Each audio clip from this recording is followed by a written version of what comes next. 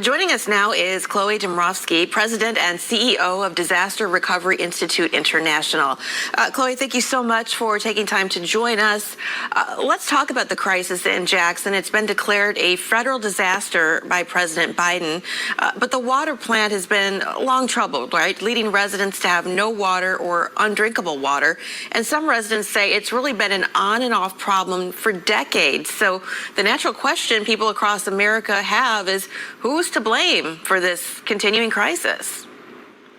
Well, this is exactly why infrastructure investment has been a bipartisan talking point for a very long time, because everyone recognizes that we have chronically underinvested in infrastructure. This is a U.S. problem. It's also a global problem. Infrastructure is expensive, and as people have moved into cities over the last few decades, there has been more emphasis and need for city infrastructure, but in some cases, the revenues aren't there. So it becomes a really complicated balancing act to get people served where they're living as they move around. And in a lot of cases, this infrastructure was built, after World War II in the 50s and the 60s and the 70s. And so it's just really, really old. And we keep patching it and trying to make it better. But, a patched pipe is still a broken pipe. It's still an old pipe. So, these problems are going to keep recurring unless we really make the investments that we need. But unfortunately, there's a lot of money being thrown at this problem in the coming days, but it's still woefully short of what is actually needed to prevent problems like this from happening in future. Yeah, and Chloe, it's pretty rare for a federal emergency to be declared and the National Guard to be called in to respond to the failure of a city water system. These drastic measures are usually reserved for more natural disasters like tornadoes and hurricanes. So is it safe to say this is a man-made disaster caused by a failed water distribution system? Well, in so many cases, things that we consider natural disasters are a disaster because we failed to prepare for a natural incident that we knew was coming. And that's kind of what happened here in Jackson, because it was actually the flooding of the Pearl River because of some extreme weather that was coming in.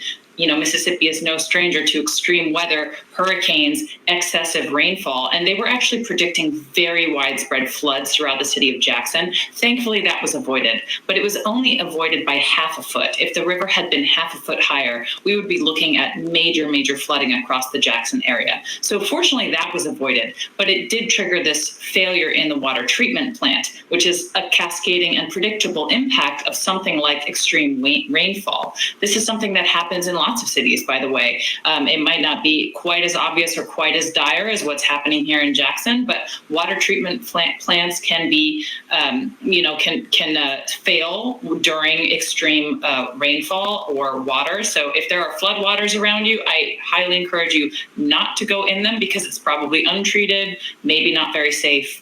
Whether it's moving, whether it's stagnant, just kind of avoid it in general. So this is the kind of thing that, yes, it's a man-made impact that was caused by a natural incident, but that's very predictable. We know these things happen, and we really need to boost our infrastructure to better prepare for these kinds of things, because once it starts to happen, it leads to more problems. So a failure in the water treatment plant can lead to corroded pipes, can lead to broken pipes or lead in the water, and all kinds of downstream impacts. So best to try to invest. And you brought up flooding, and we're in a season where we do see natural disasters. It's hurricane season. The Gulf Coast, places like Mississippi, they have their fair share of major hurricanes, and especially in recent years. So what kind of a disaster would that be if a hurricane were to significantly impact Jackson today?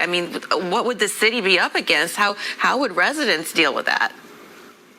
Yeah, so residents certainly are going to have to prepare themselves as best they can, especially during hurricane season. September is National Preparedness Month. It's when we try to bring awareness for these issues in general, that people need to be prepared. Communities, families, businesses, and cities need to prepare themselves for something like a hurricane.